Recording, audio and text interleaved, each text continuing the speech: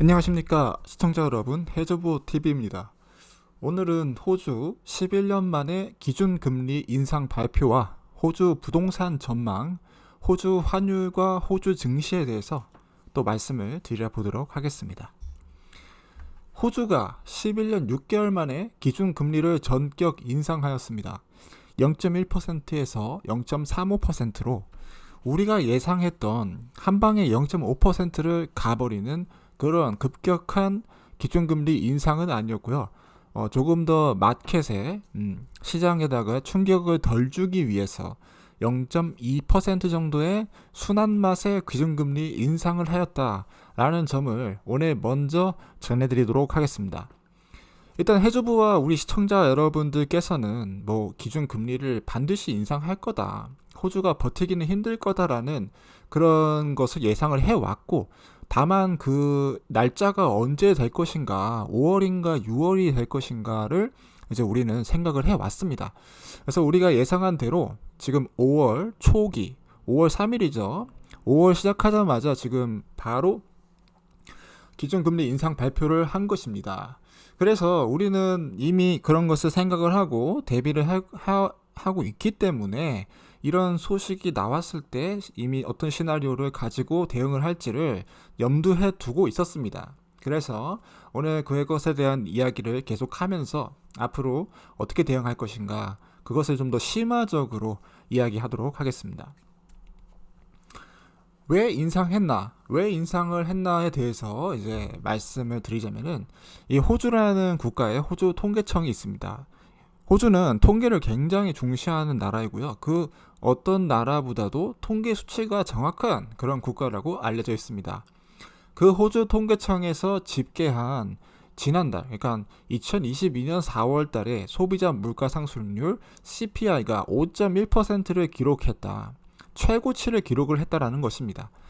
그래서 저번에 3.7%였을 때 우리가 아마도 다음 발표에서는 3.7%를 웃도는 그런 인플레이션 수치가 기록될 것이다라고 예측을 했었습니다. 그런데 정말 지금 뚜껑을 열어보니까 엄청난 상승률이었다라는 거죠. 5%의 상승률이 나타났다.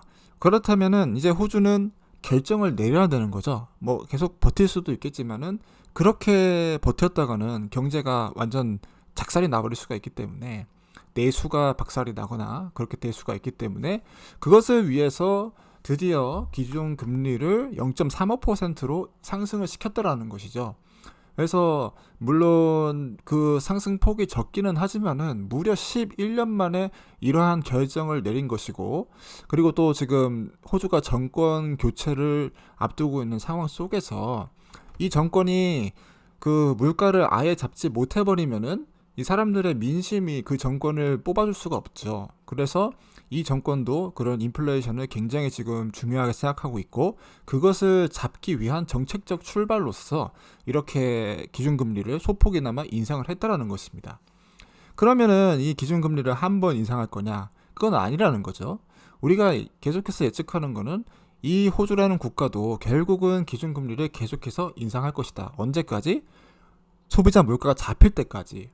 그러면은 그런 충격이 조금씩 더 시장에 다가올 텐데, 그런 상황 속에서 우리의 투자를 결정을 지어야 된다는 것이죠.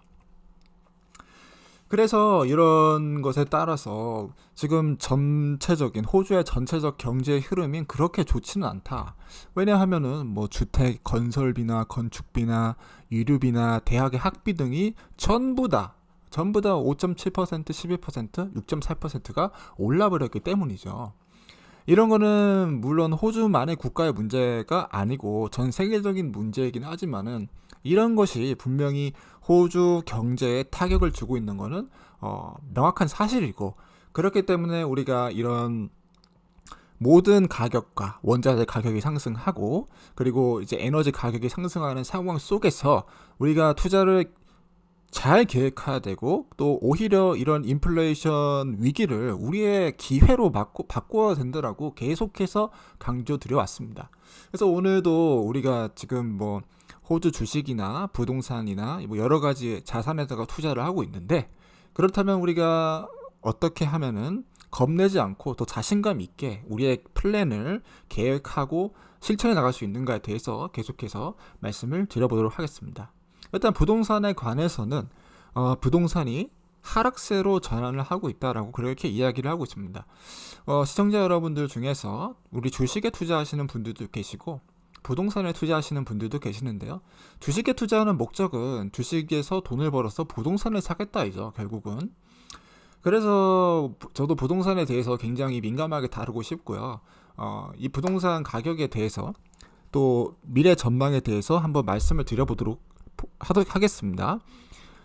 지난번에는 호주 부동산이 하락할 가능성도 있지만은 결국은 완만한 상승세를 경험하게 될 것이고, 그래서 우리가 그 주택 가격에 민감하게 반응하면서 고정금리로 투자를 해야 된다라고 말씀을 드렸습니다. 그래서 지금 최근 시장의 움직임은 하락 전환을 했다라고 얘기를 하고 있어요. 그래서 제가 지난번에 말씀드렸던 주택 가격이 상승할 것이다라는 것은 살짝 엇나간 예측이 되었죠. 결국은 지금 시드니나 이런 부분 여러 대도시들의 집값 뒷걸음질이 시작이 됐다라고 얘기를 하고 있는 상황이고, 그 하락폭이 그렇게 크진 않습니다. 0.2% 하락했다라는 거죠. 0.2%는 뭐 하락한 것도 아닙니다. 15%, 13, 막 30% 이렇게 올라갔던 주식이 기준금리를 올리니까는 이제 0.2%를 하락을 하면서 부동산 시장에 충격이 발생한 것인데, 이 충격이 어떻게 될 것인가는 뭐 섣불리 말씀드리기 어렵겠지만은 저의 개인적 의견으로서는 집값이 하락하는 곳은 더 집값 하락이 가속화가 될 것이다라고 전망을 하고 있습니다. 그 이유는 바로 기준금리 인상의 문제도 있겠지만은 또 다른 이유가 있는데요.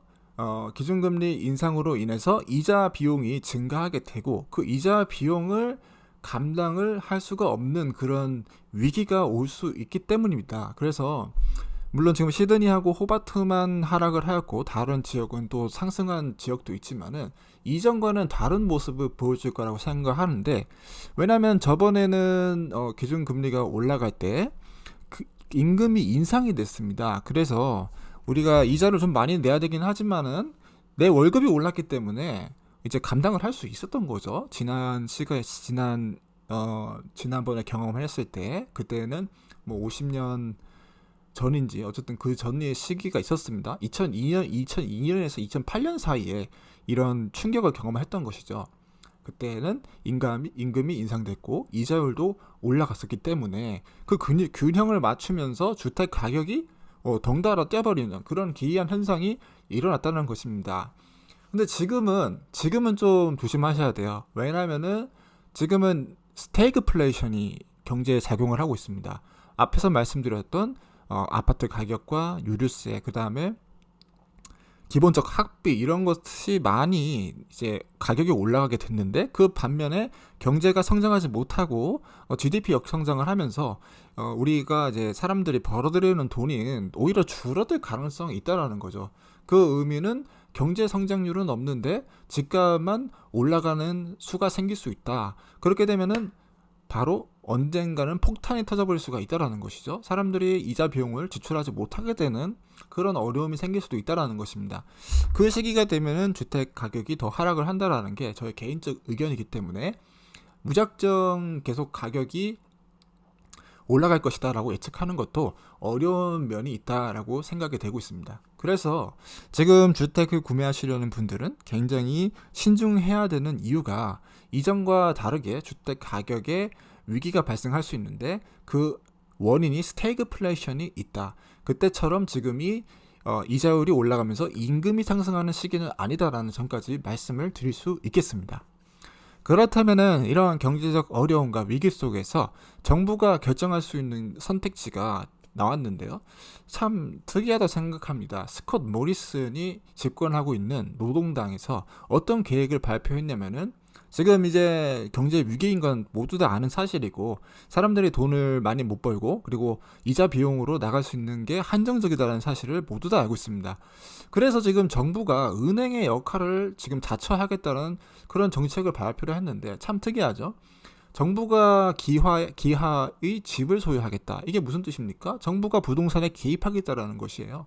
그래서 정부가 40%를 집을 사고자 하는 사람의 지원을 해준다. 그 대신 정부가 그 집의 지분을 40%를 갖게 된다라는 것이죠. 그래서 제가 이 정책을 처음 봤을 때, 기가 막힌다. 아주 기가 막힌다. 호주라는 국가가 부동산에 대해서 얼마나 신경을 쓰고 있는가, 호주가 왜 부동산 국가인가를 정말 여실히 보여주는 그런 정책이 아니었는가 싶습니다. 이런 게 결국 무엇을 의미하죠? 정부가 자신들의 돈, 재정을 이용해서 결국 부동산 놀이를 하겠다라는 것이죠.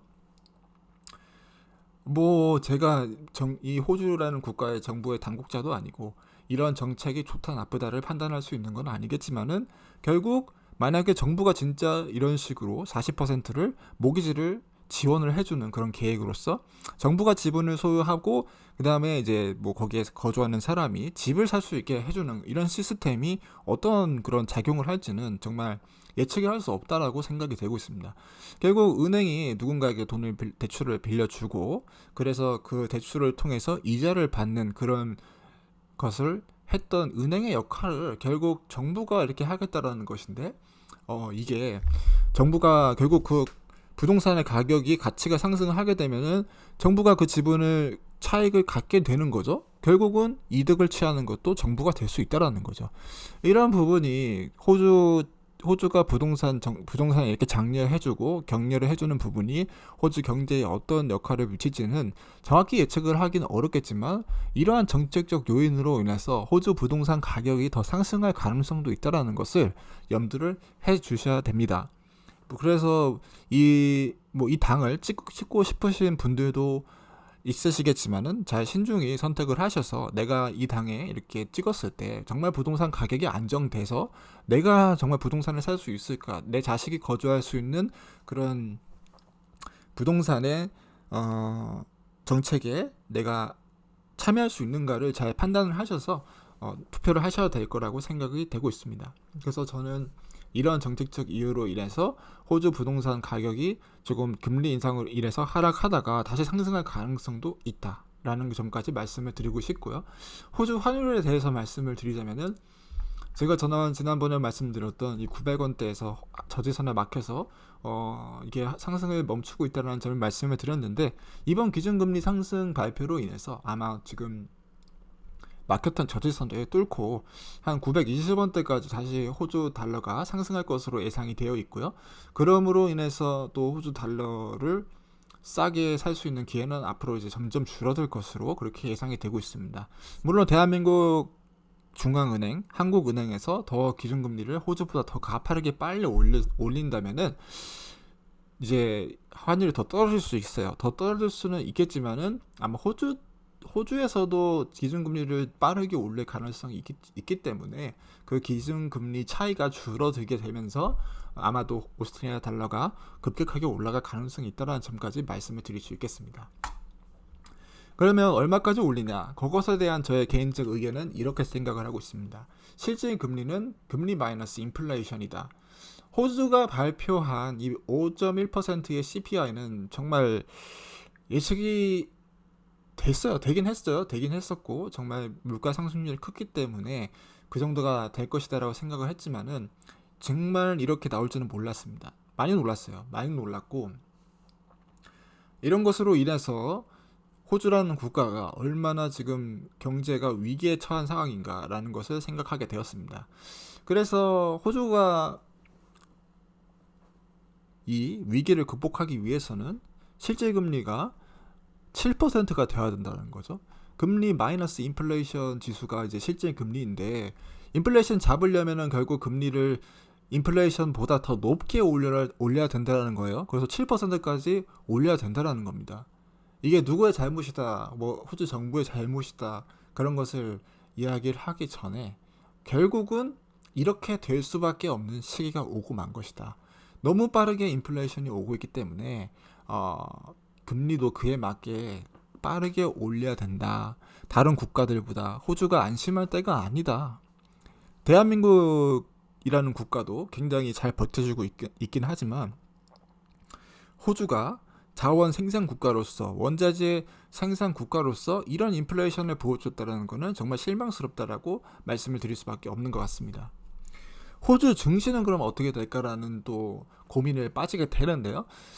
금리 인상으로 인해서 증시가 하락할 것이다라는 그런 예측을 할 수도 있겠죠. 하지만 저의 예측으로서는 금리 인상으로 인해서 오히려 호주 증시는 상승할 거라고 보고 있습니다. 어느 부분에서 매티리얼과 그다음에 특별히 에너지 부분에서 이게 이 두 섹터가 이 증시를 견인할 겁니다. 그리고 파이낸셜에서는 은행주가 견인할 겁니다. 왜냐? 방금 말씀드렸듯이 이 부동산 가격이 안정되지 않을 거예요. 안정되기 쉽지 않을 겁니다. 호주라는 국가 때문에. 그래서 그 모기지 비용이 더 증가하게 될 것이고요. 그러면 은행주 입장에서는 부동산 증가하면은 부동산 가격이 올라가면은 더 돈을 많이 벌어야 될 가능성이 있다고 생각해요. 그래서 금융주, 파이낸셜 쪽이 좋을 거라 생각하고 매트리얼은 지금 인플레이션 시대로 인해서 원자재 강세죠. 그렇기 때문에 매트리얼도 좋고 에너지도 마찬가지예요. 천연가스랑 유가 이런 쪽이 강세이기 때문에 이 세 가지 섹터가 주가를 견인할 겁니다. 호주 증시를 견인할 거고요. 나머지 섹터는 조금 뭐 조정을 거치면서 갈 텐데 차선책으로 인포메이션이랑 텔레커뮤니케이션도 굉장히 인플레이션 시대에 여유 있게 돈을 벌어들일 섹터로 판단되니까 이런 쪽에다 분산 투자하셔야 된다라고 생각이 되고 있습니다. 그 지금 인플레이션 위기다라고 해가지고 증시가 한동안 좋지가 않았습니다. 5월 들어서 세계적으로 위기다 그런 얘기들 많이 있었기 때문에 많이 하락을 했는데요. 지금 오늘 다시 반등하고 있습니다. 반등하는 이유가 뭐라고 생각하십니까? 금리 인상이다. 제가 봤을 땐 금리 인상밖에 이 반등을 설명할 것이 없다. 앞으로도 금리는 더 빨리 오를 거고 호주 증시는 잘 버틸 거다 생각됩니다. 그래서 아마 7,400에서 7,450포인트까지 왔다 갔다 할 거고요.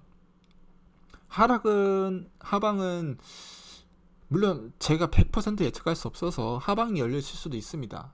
가격이 이쪽까지 하락할 수 있겠지만은 만약에 여기까지 하락하면은 더 주식을 사줄 수 있는 거라고 생각이 되고 있고 증시의 전망은 밝다. 그럼 호주 증시 투자 전략 어떻게 잡을 거냐? 10가지 정도로 잡을 수 있습니다. 분산 투자를 해야 되고요. 분산 투자 안 하면은 뭐 빠개지게 돼 있고 계좌가 좀 힘들어질 거예요. 그래서 제가 추천드리는 거는 분산 투자해라. 어디다 분산 투자할 거냐? 배당을 많이 주는 광산주, 마이너 광산 10%, 메이저 70%, 중형 20%, 호주 에너지 10%, 호주 금융주 10%, 미국 기술주 테슬라 애플 10%, 미국 기술주 MPU 관련된 뉴로모픽 반도체 자율주행 10%에 넣고 한국 반도체 10%, 미국 호주 부동산 주식 및 현물의 10%, 그 다음에 호주 금광산의 10%, 호주 금융주의 10%, 한국 전기차 배터리 10%로 포트폴리오 분할 구축을 해라. 지금 현 시대에서 필요한 분야만 해야 된다는 거죠. 필요한 분야고 성장하는 분야, 이쪽 분야에만 몰빵을 해야 되는 그런 시대가 온 것으로 생각되고 있습니다. 그래서 이런 자산 분할을 하면서 버텨야 되는 거죠. 지금 시장은 버텨야 되는 거고 버틸 수 있는데 버티면서 현금 흐름, 배당까지 창출하기 위해서 이 배당과 에너지, 금융에다 30%를 제가 세팅을 한 겁니다. 이 세팅 값을 잘 설정을 해서 현금 흐름을 창출해야 되고요. 뭐 반도체도 배당 주는 반도체 많고 그리고 부동산 현물을 가지고 있을 수도 있고 부동산 리츠 그런 것도 가질 수 있는데 부동산은 불패다. 부동산은 하락하기는 어렵다. 근데 거기서 이제 우리가 또 수익을 볼 수 있기 때문에 여기서 또 돈을 세팅을 해야 된다라는 점까지 설명드릴 수 있겠습니다. 이 금융주 10%가 두 개가 중복됐네요. 이거는 호주 금융주 말고 이제 지워주시고 호주 통신주입니다. 통신주. 호주나 한국의 통신주를 10%를 가져가라. 커뮤니케이션은 사람들이 불경기라도 반드시 투자를 이용을 하는 그런 섹터다라는 점 설명드릴 수 있겠습니다. 그래서 이런 것들 중에서도 이런 포트폴리오 구축을 할 때도 마이너한 부분과 그다음 메이저한 부분들 중소형 주식과 대형 주식을 나눠서 또 거기다가 이 10%에서도 나눠서 투자를 하셔야 된다는 점까지 말씀을 드릴 수 있겠습니다. 오늘은 좀 길었네요. 오늘은 좀 길었던 것 같고요.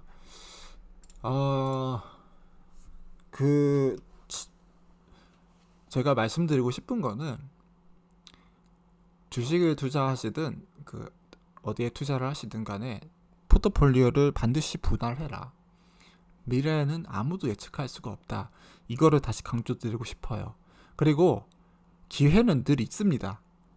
뭐 주식시장이 하락한다고 해서 낙심할 필요도 없고, 그리고 누구는 지금 이렇게 하락하는 시장 가운데서도 돈을 벌고 있는 사람들이 있어요. 그런 사람들이 있고, 그런 사람들의 롤 모델이죠. 사실 우리의 롤 모델이고, 내가 어떻게 하면은 이 인플레이션, 스태그플레이션을 기회로 이용할 수 있는 사람이 될까에 초점을 맞춰야 된다고 생각합니다. 괜히 뭐 다른 기술주에다가 내가 더 투자를 해야 된다. 뭐 기술주 하락하기 때문에 기술주가 지금 저가매수 기회다라고 했다가 기술주 사서 물려가지고 고생할 필요가 없습니다. 보여요, 정답이. 시청자 여러분들과 함께 늘 공부했고, 그리고 어떤 섹터가 좋은지도 우리 고민했고, 그 다음에 경제 상황까지 다 눈으로 확인했습니다. 이런 상황 속에서 오답을 선택하면 안 되겠죠. 오답을 선택하면 안 되는 거고, 우리가 알고 있는 그런 방식과 그 다음에 위기를 기회로 바꿀 수 있는 그런 기업들을 더 몰아줘야 되고, 더 이제 해줘야 된다. 그러면서도 안정성을 추구하되 자산의 한 10%만 주식에다가 넣으면 좋은 것 같습니다. 자산의 10%.